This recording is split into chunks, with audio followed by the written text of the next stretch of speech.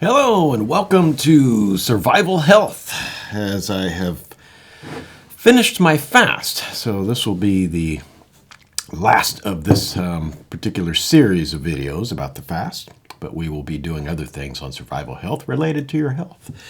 So this was my day of actually having that minestrone soup that I was telling you about.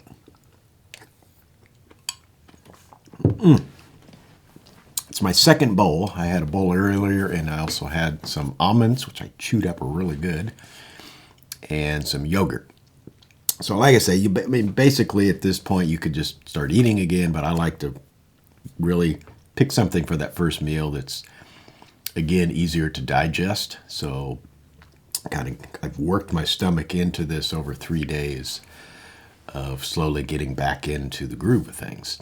So tomorrow I can start my basic way of eating again. So, and if you've been just joining in, we've been reading the book, The Master Cleanser by Stanley Burroughs, all about this particular fast. Has the recipe and what the fast does, and it had some other recipes later in the book and talking about different ailments and things like that. So it's a really good book if you're thinking of doing this fast. You can either buy the book or you can look it up and probably find online just like an e-document that has the book contents. So, but I wanted to take today to just kind of talk about fast a little bit, kind of why I got interested in doing this and what it does for me when I do it. I first got interested back in my early 20s in fasting. I'd been doing some reading about more holistic ways to take care of yourself, and I've always been real interested in just how the body works and digestion and lymphatic system and things like that. So I decided to do a water fast, and that went on for 3 days. And I was working the whole time, but I always had my big old jug of distilled water with me, and that's all I had for 3 days. And I remember one night I'm watching TV, third day, and a Taco Bell commercial came on, and that burrito supreme looked so scrumptious. So I just immediately decided to break the fast, went out and got it, and tore into that burrito, and it wasn't anything near as good as what I was imagining it would be. So that was my first foray into fasting. So it wasn't till years later that I discovered the Master Cleanser fast. As I was wanting to do fasting again, there were some bodily aches and pains, and I had carpal tunnel really bad in my arm. So there was things I was wanting to see if I could cure myself through some natural means. So I started studying the Master Cleanser. I don't even remember how I came about finding out about it, but I was doing a lot of studying just on fasting in general, and read a lot about certain people that had studied fasting and had clinics for it, and what the difference was between fasting and actually starving yourself. And there's actually a very distinct point that you will enter, and you will know that you have entered the starving phase if you're not getting food. And it's a very distinct core enlightenment, as it were. So after a lot of studying about this fast and reading a lot of blogs, people had done it, and pretty much all of them had very good things to say about it. There was just a few that didn't in these. I must have read hundreds of blogs and forum entries, and it seemed like the ones that it didn't work for either didn't follow the fast right, or just didn't think they were taking enough calories in, even though you're taking quite a few calories in and you've got all the nutrients you need. And there again, I think it was the food addictions with people, that they just couldn't get over, the fact that they weren't going to be eating, and maybe they were really kind of suffering as they were trying to get into the fast, and those food addictions kick in, caffeine and sugar and things like that. I'm going to take a little taste of my minestrone soup here. It's good. The really cool thing about eating again is you're just so It's like eating for the first time again. You're so much into the flavors and the spicing and the textures of the food that you're eating. It's really an interesting experience. So anyway, after doing a lot of research, I probably spent probably a month and a half, maybe 2 months, really researching it. And then I decided to do it. So I got all the ingredients together. In the book, it goes over all the things that I needed. So I found a maple syrup company, which you can actually, there's a link in the description below that you can actually go to the page that has the kit with everything you need except the water and the lemons. But I ordered a gallon of the maple syrup and got all my lemons and got everything in order and started the fast. And I just kind of was going to do the 10 days, and I got to the 10 days. I think I'll just keep going. So then it got to 20 days, and then 24, 25 days, and then the family was getting concerned. It's like, what are you doing? It's like, I feel great, It's like, well, you haven't eaten for almost a month. It's, yeah, but I feel great. So I was going to get my blood drawn and then have them give me the printout of it just to appease my family members that were freaking out over this. So I go down to the lab and get my blood drawn, and I said, okay, well, now that you've done that, I'd like to get a printout of it. Or actually, no, I hadn't got it done. I went down to check on it. That's what it was. And they said, well, we can't give that to you without a doctor's note. I said, what? It's my blood. Why can't you give me a printout? They said, well, we can tell you what your cholesterol is, your blood sugar. They said, we used to, but things had changed. And they said, you could have it drawn and send it off out of state maybe, but yeah, you'll have to have a doctor's note. So I happened to work for the county at that time.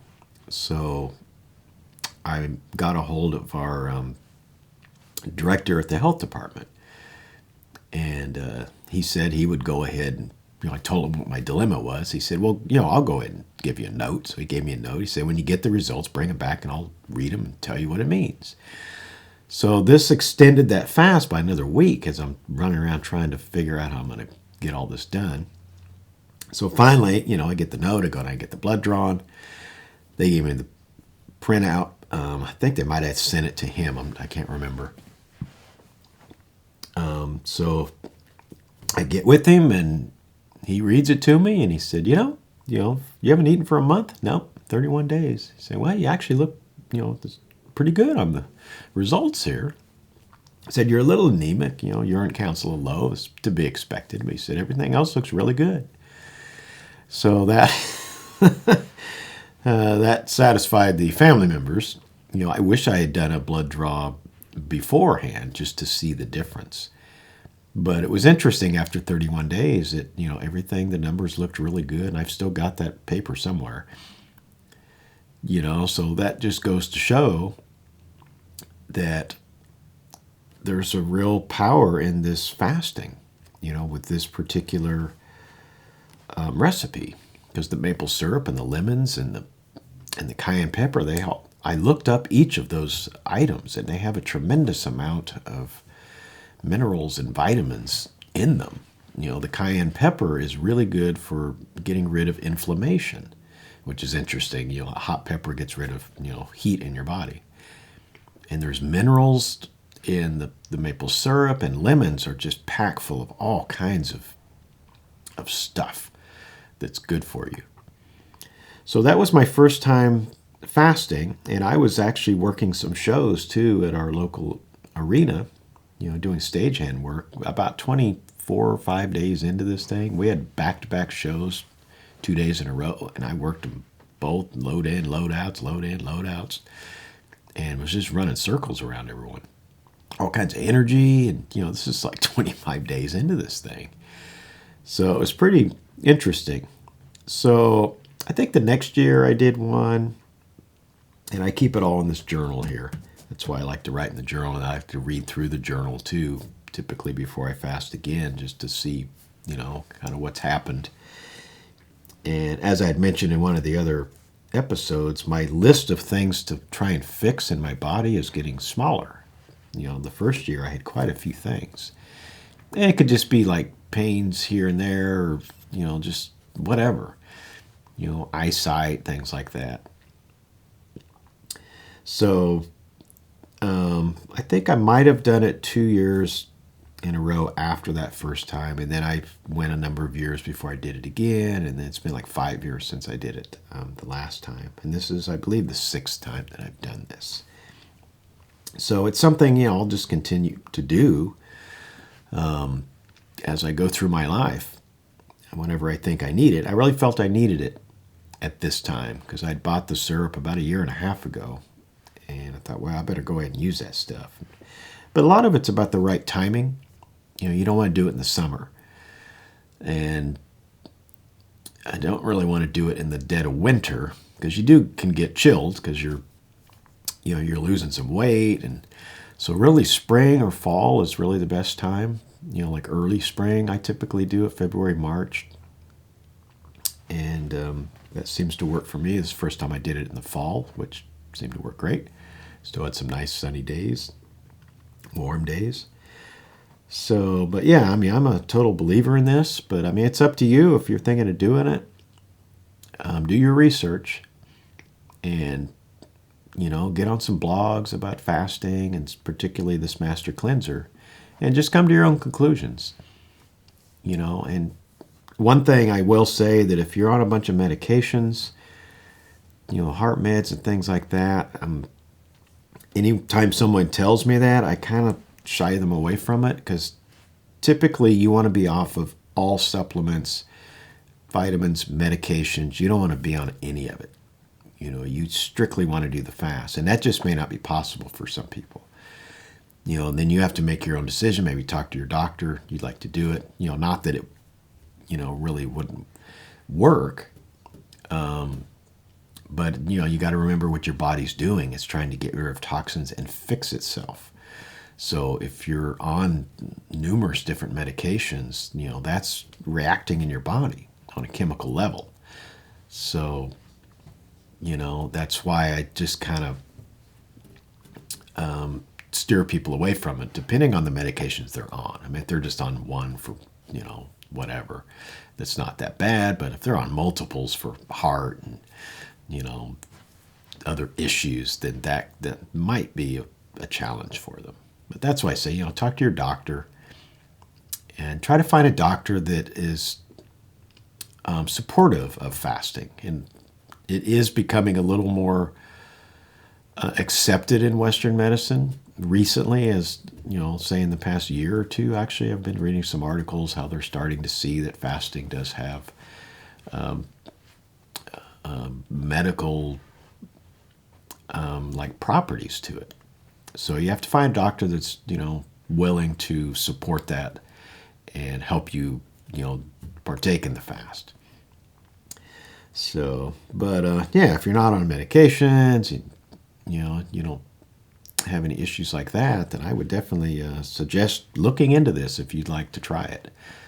It's definitely been good for me. I've never had a bad experience doing it. Even the water fast, which is pretty extreme. And with water fast, you're not supposed to be doing a bunch of activity. And the job I was doing, it wasn't that strenuous. But typically when people do like a water fast for an extended period, they're, basically at some sort of point in their life when they can just kind of take time off from work and just kind of be not really bedridden, but in a far more relaxed existence. So you're not exerting because you're not really taking anything in except water. So you're not getting nutrients at all, or minerals or vitamins or anything like that. It's very different. That's why when animals will fast if they're sick, they typically don't do a whole lot. They do a lot of sleeping. So, but that's to each his own, whatever type of fasting you would like. I know there's other types of fasting. There's juice fasting and different things like that too. So with that, I think I will call it a night and finish my minestrone soup. But if you'd like to know more, you can go to tuckersurvival.com, and there you can find all the back episodes of the Survival Health in relation to the Master Cleanser fasting. And we also have other shows such as News from the Bunker. We've got pages dedicated to the different shows. There's different links to the videos. A lot of these videos we turn into podcasts as well. We have pages for those. So if you'd like to just listen to the shows, you can do that. And there's also a news section. We have blogs. So all kinds of cool stuff on there. Again, that's tuckersurvival.com. So with that, you go out and have a good one. And we will see you on a future episode of Survival Health. You have a good one out there.